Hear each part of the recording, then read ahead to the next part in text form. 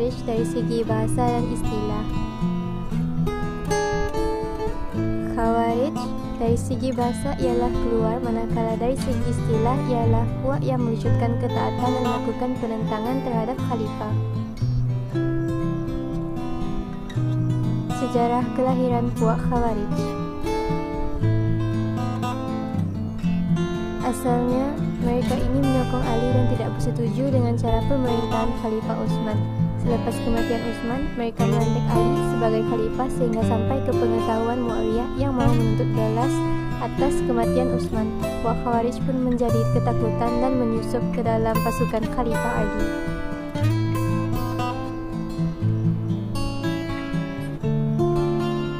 Lalu Muawiyah berpendapat untuk membunuh semua yang terlibat dalam pembunuhan Utsman, namun Khalifah Ali berpendapat untuk menghukum orang yang membunuh Utsman saja.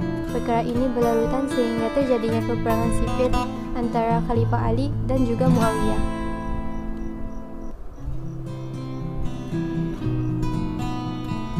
Ketika terjadinya perang sipil, Muawiyah tahu bahawa tenteranya akan kalah, lalu memerintahkan tenteranya menjulang kitab Al-Quran di atas tombak dan mengajak Khalifah Ali bertahkim dengan menghakimkan Al-Quran.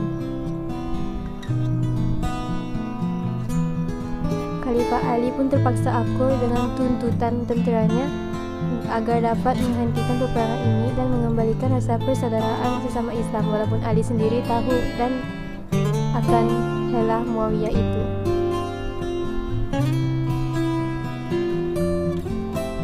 Khalifah Ali ingin melantik Abdullah bin Abbas sebagai wakilnya, tetapi ditolak oleh Muawiyah.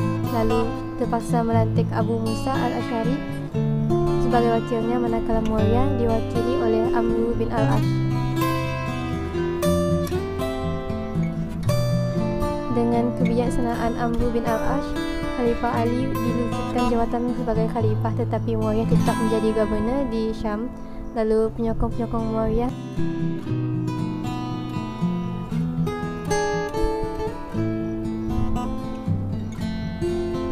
segolongan pengikut Ali terdiri dari Bani Tamim yang diketuai oleh Abdullah bin Wahab Sibi menentang tahkim itu dengan berkata, "Tiada sesiapa yang menghukumkan kecuali Allah Ta'ala, kerana hukum semata-mata di tangan Allah Ta'ala." Lalu Puak Khawarij merasa marah dengan persetujuan Khalifah Ali dengan Muawiyah mengenai majlis tahkim itu.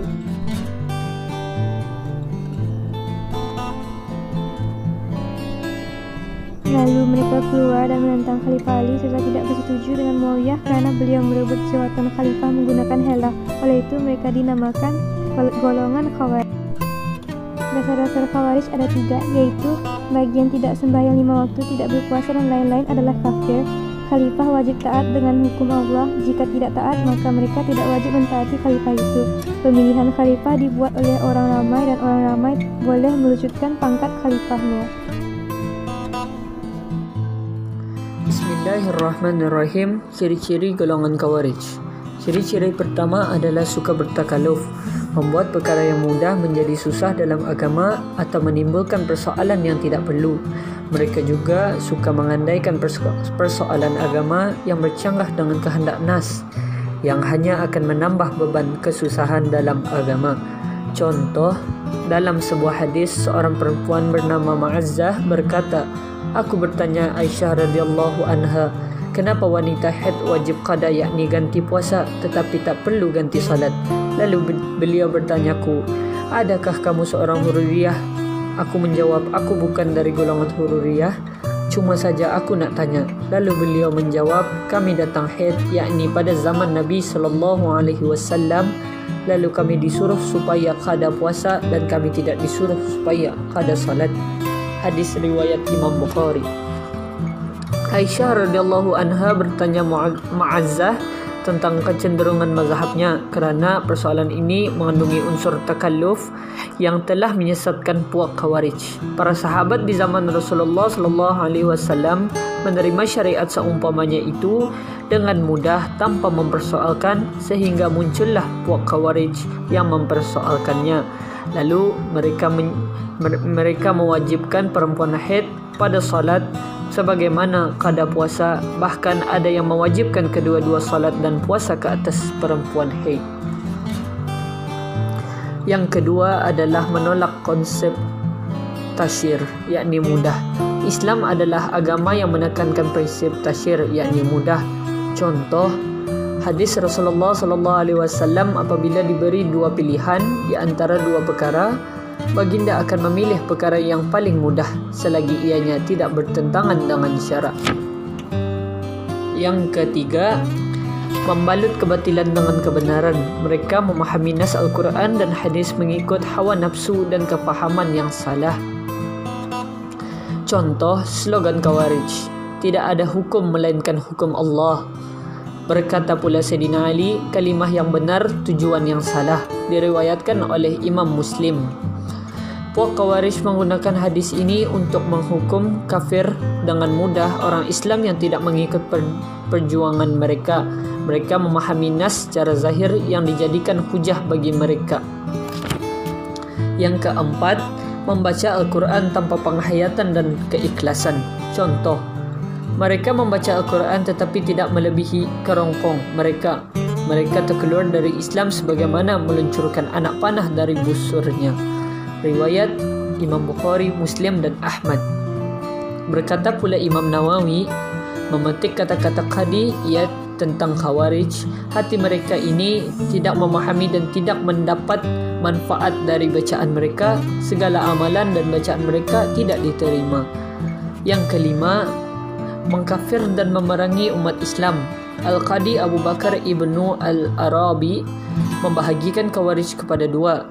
Yang pertama, mereka mengkafirkan orang Islam yang melakukan dosa besar seperti mencuri.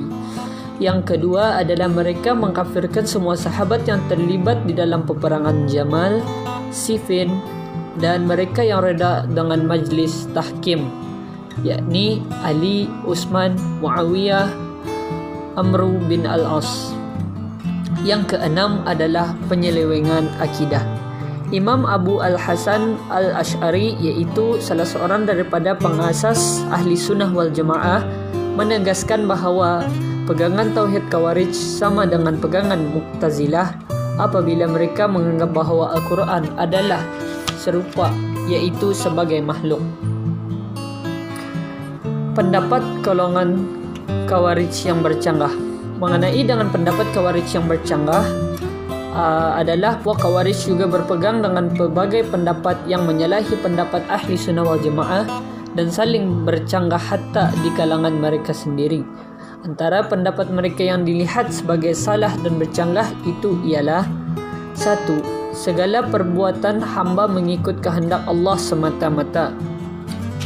Yang kedua, menolak ijtihad dan berpegang dengan zahir Al-Quran. Yang ketiga, menolak taklif sebelum diutus Rasul.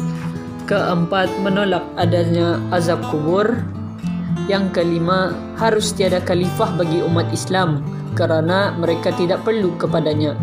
Yang keenam, harus membunuh kanak-kanak dan wanita pihak yang menyalahi mereka. Yang ketujuh, pelaku dosa besar adalah kafir dan kekal di dalam neraka. Yang ke-8, tidak sah berkahwin dengan orang yang tidak mengkafirkan Utsman dan Ali radhiyallahu anhu. Seterusnya adalah semua orang yang menyalahi mereka adalah kafir atau musyrik. Seterusnya, orang yang tidak berhijrah kepada mereka adalah juga dikategorikan di dalam golongan musyrik. Seterusnya, wajib menguji kesetiaan orang yang berhijrah kepada mereka dengan cara menyuruh orang itu membunuh tawanan. Jika tidak sanggup, bermakna mereka adalah munafik dan mereka akan membunuhnya. Seterusnya adalah anak-anak orang yang menyalahi mereka adalah kekal di dalam neraka. Bermakna anak-anak mereka yang menyalahi pegangan mereka ini akan kekal di dalam neraka. Seterusnya, menganggap negeri orang yang menyalahi mereka sebagai negeri kafir. Seterusnya, menggugurkan hukum rejam ke atas penzina yang sudah beristri. Seterusnya, mengharuskan kekufuran para nabi alaihissalam sebelum dan selepas mereka dilantik menjadi nabi. Seterusnya, memotong tangan pencuri sampai ke bahu. Seterusnya, wajib salat dan puasa ke atas perempuan haid. Seterusnya, wajib qada salat ke atas perempuan haid sebagaimana qada puasa. Penyokong mereka tidak akan masuk neraka jahanam. Jika berdosa, mereka akan diazab dengan azab selain neraka jahanam.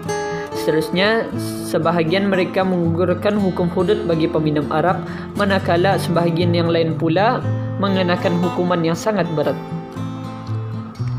Seterusnya adalah melakukan dosa kecil secara berterusan adalah suatu kesyirikan bagi yang tidak menyokong mereka.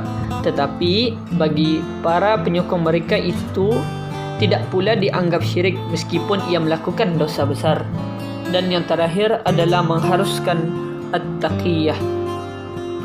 Kesimpulannya, apa yang kita dapat ambil adalah puak Khawarij adalah merupakan suatu puak yang terpesong dari ajaran kefahaman ahli sunnah wal jamaah. Walaupun pada zahirnya puak ini berwajah agama, namun pada hakikatnya Nabi SAW menyebut tentang mereka, yaitu mereka itu berucap dengan ucapan sebaik-baik makhluk. Mereka tersasar keluar dari Islam seperti anak panah tersasar dari sasarannya. Iman mereka tidak melebihi hukum mereka. Di mana saja kamu temui mereka, maka bunuhlah mereka, kerana sesungguhnya membunuh mereka itu ada pahala pada hari kiamat. Hadis riwayat Imam Bukhari.